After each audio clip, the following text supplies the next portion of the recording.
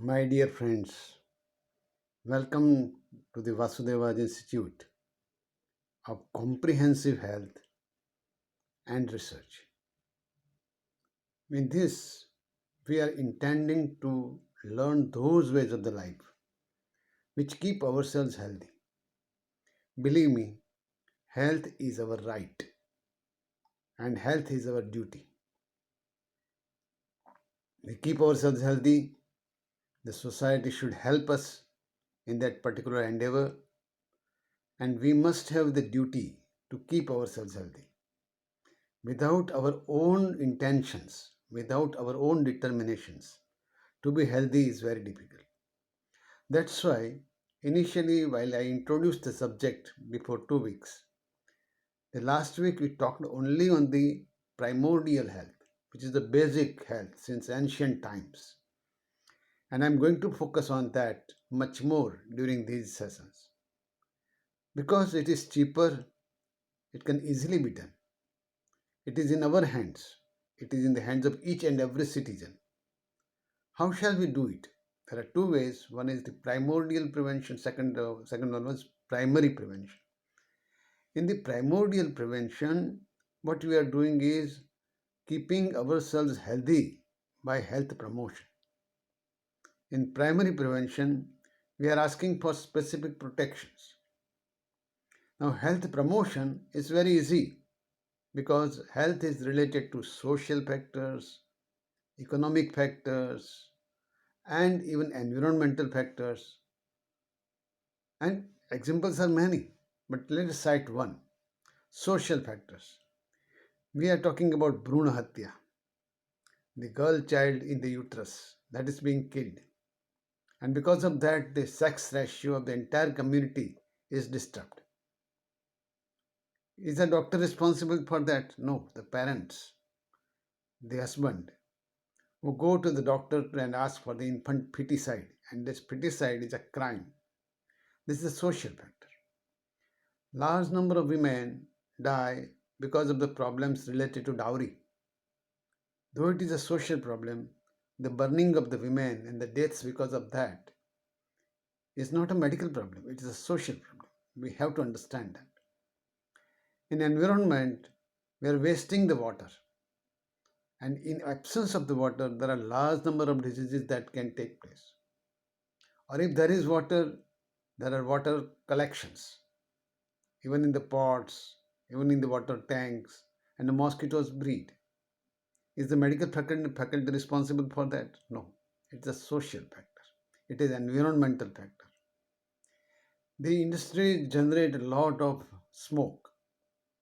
Even they generate the chemicals which are thrown into the rivers and lakes. That's definitely a social and environmental problem. This has to be tackled. Large number of people gather together and make noise. This noise is, there is difference between sound and noise.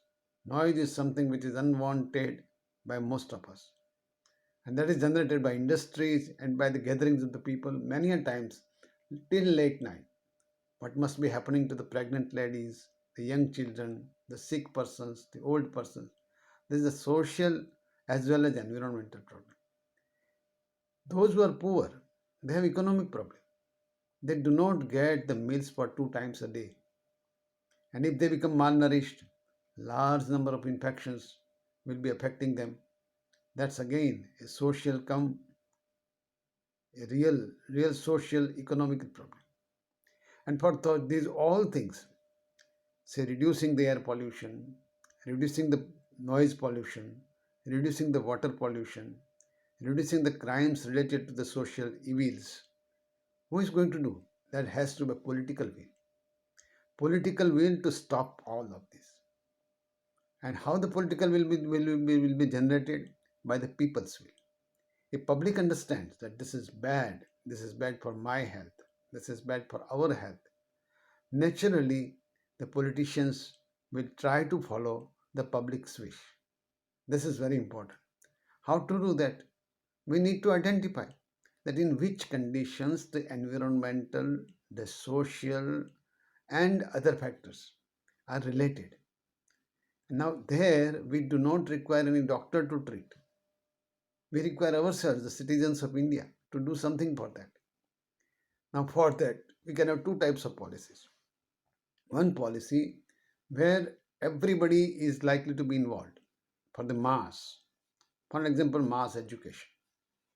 Another policy is a high risk policy. Those persons who are at high risk of something, they should be protected. For example, as far as the female feticide is concerned, pregnant ladies are at high risk. The women are at high risk. The women in the reproductive age group, that is 15 to 45, they are in the high risk. There has to be some strategy to deal with that. So we need to understand for each given condition. And let me tell you that in all diseases, in all, there are social factors, there are environmental factors, there are economical factors, there are political factors, and we can solve these problems without spending even a single naya paisa. These are free, provided we are awakened. And that's why the preventive and social medicine is not only a medical issue, it is related to sociology, it is related to psychology, it is related to economy, and it is also related to politics. The term is health promotion. We want to increase the health. What does it mean? It is enabling the people. We promote an individual, the groups of the individuals, and the society to control over their own health and improve their own health. This is very essential, very important. And this activity is not directed to any disease. Forget about that.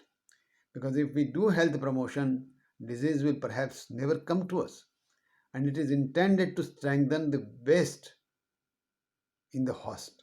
Host means we ourselves, individuals. It is intended to do the best to promote the host and through a variety of approaches. A good number of approaches which can be tackled. And approach is also known as intervention. We do something by which the host, the individual, the citizen is strengthened, his health is strengthened. Four major methods we shall be talking about, and we will talk about them very frequently because these are the essential ones. One, health education. This is most effective weapon to fight against the possibility of the disease. This is most important instrument to fight for the promotion of the health. Health education.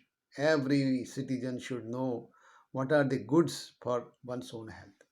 This is extending the knowledge to each and everybody, starting from a young child, any women, men, and old age people.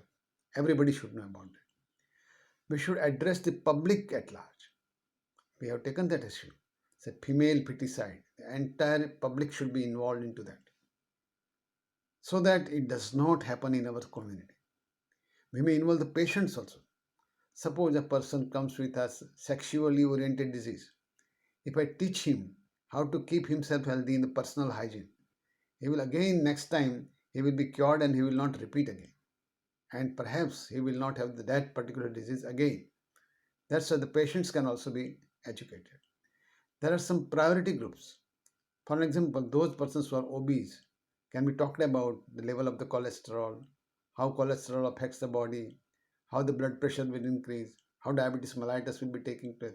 Health education is a very, very important weapon in the hands of the health machinery. It has to be used. And additionally, the community leaders, they must know about that. The politicians, starting from the Prime Minister of India to Chief Ministers of all states and all political leaders of the all parties should know with what things our people, our Indian people, will be healthier. What can we do for them? If they do that, perhaps health will continue to be with the individuals and disease will not come to us. That was health education. Second part is environmental modification. We need to modify environment in such a way that the disease is kept away. Disease is kept away. We are not talking about disease to be prevented or disease to be stopped. No, disease will not come to us. How? There are several means, the water should be at least safe. And that's not very difficult. water should be at least safe, drinkable water. There should be sanitary latrine. We know that since last 10 years, our Prime Minister is very hard trying for the establishment of these particular schemes, sanitary latrines in each and every house. So safe water, sanitary latrines, and if possible, we should go for the insect control, mosquito control, fly control. By keeping the environment clean, this is not impossible. This is achievable. And good houses, it may be small house, but with full of ventilation, full of light, full of wind currents, small but beautiful, wonderful house. And even big houses should have adequate ventilation, adequate possibilities of the fresh air. There should not be any some confusion about the windows, doors, because these air currents will keep you healthy. Now, please remember that these are all non-clinical methods. It doesn't require a hospital. It doesn't require a doctor. And if we do that, perhaps the communicable diseases will definitely be prevented. And that's nothing new. Western countries have achieved this simply by pure environment, pure water, safe water, sanitation. They have done it long back. Last time I told that before even we became independent, the US and UK and Sweden and Norway, other countries in the Europe, they had achieved it. And tuberculosis was almost removed, even when the drug for TB was not identified. So this is possible. The third one is nutritional intervention. Those who are poor, those who are really suffering with the malnutrition. Malnutrition is of two types. Either the person does not get the nutritious food and has malnutrition, or the persons have nutritious food but they are eating such foods which are only providing calories, like junk foods. The junk foods. Most of the youngsters these days are taking junk food, bread and butter and Coca-Cola and all those softened drinks. These are not providing anything, any nutrition. These provide just calories. And because of that, they may suffer with large number of non-communicable diseases. So nutritional supplements, wherever it is required, this should be given to them. And secondly, one need to think that when the nutritional supplements are given, at the same time we should have nutritional interventions to improve the nutrition. Suppose in the sub-Himalayan region, the goiter is taking place. Now in this goiter, what we need to do, we should provide the salt, which is iodinized salt. Providing iodinized salt is also one of the very important means to prevent it. Food distribution. Food should reach to each and every person so that they do not keep hungry. They should have adequate protein, adequate carbohydrate, adequate fat, adequate calories. The distribution should be such that at least the minimum balanced diet should reach to each and every house, each and every individual. This will prevent all the nutritional diseases plus malnutrition diseases plus because of the malnutrition, large number of infections take place. These infections will be prevented, and that's very important. We need to focus about that. And additionally, lifestyle diseases. We need to talk about lifestyle diseases because in waste, though they control the environment, and by controlling the environment, they have controlled the communicable diseases.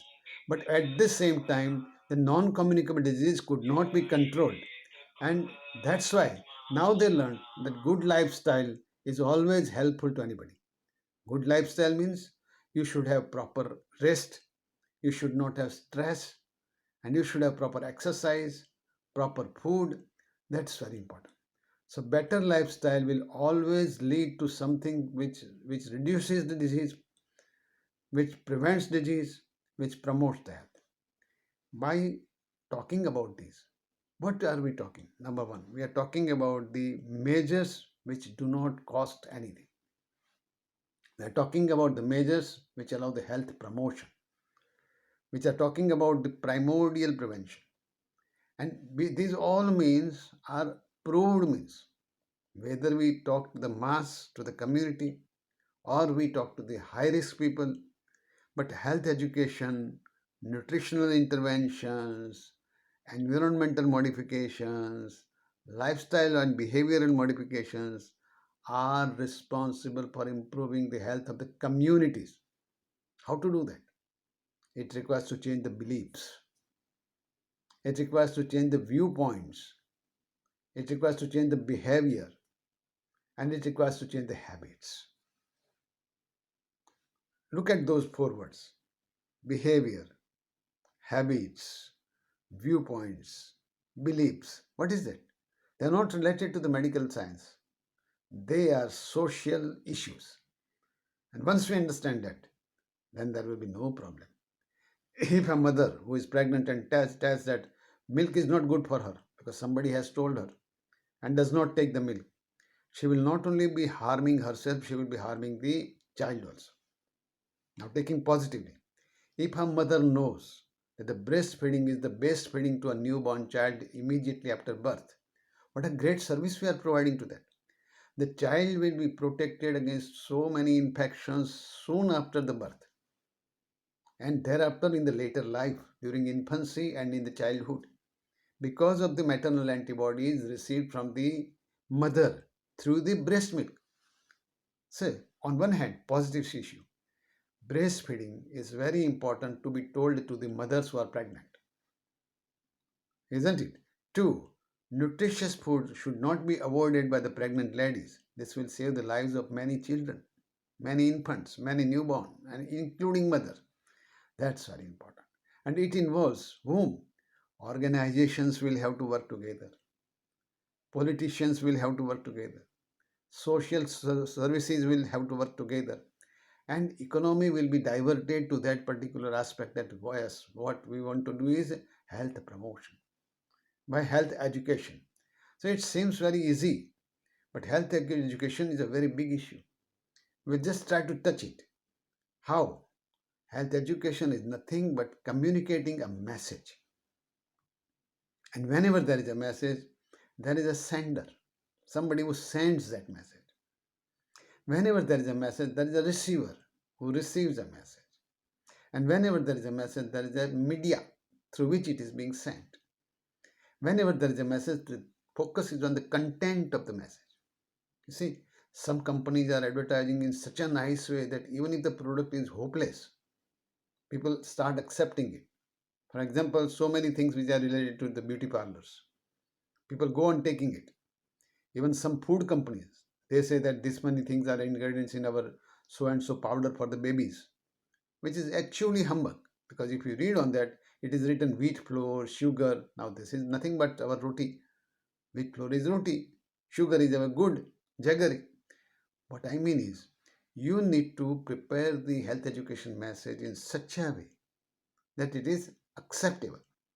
It is a two-way process between the two individuals or the group of the individuals exchanging and shaping their ideas. The message should shape the ideas, should shape the behavior, and it should be an informative one. There are countless ways. Since the birth of the human race, there are thousand ways to communicate between them. Some may be verbal, some may be non-verbal. Postures, gestures also communicate. Some will be verbal, some will be poetic, and all these types of communications. Communication provides education. It's not merely information. Now the term has been changed from health education. It has become information, education, and communication. It is an interdisciplinary science where we take a lot of help from the social scientists, where we take a lot of help from the educationists and other leaders who are actually good preachers, like the social leaders, political leaders. If they do that, then health education will pervade through different strata of the society. Everybody will understand that. It has to be process to pave the way. The health education, what is it? It's a process to pave the way for desired changes. We want to change something in the individual, change something in the community, for the desired changes in human behavior. They behave in a way that they will keep healthy. This is very important. And that's why the individual has to be informed. Not only informed, He will be motivated to participate. Individuals will be motivated, community will be motivated. And why is motivated? To achieve the predetermined goals. For example, we have a goal that we should keep the girls away from the anemia. Not only girls will be educated, their mothers will be educated, their teachers will be educated, that if you take the iron tablet every week, the girl will have say enough number of the red cells and anemia will be avoided. The red cells will have hemoglobin which is adequate. Now this message should go through various channels. And what has happened now? There are newer methods of information, mobiles, TVs, internet, and that's why there's the explosion of information. Out of this information, which one is the best? That will also have to be told. We shall talk more about health education and more about health promotion. There is one more word, health protection, that we also talk about. So communication, health education, information, behavioral changes, these are the very crucial issues in current time. If we focus on that, we will learn a lot about that. Thank you for being in the Vasudevas Institute of Comprehensive Research and Comprehensive Care and Research. Most welcome. Next time we will be talking about health education, communication and other methods. Thank you very much.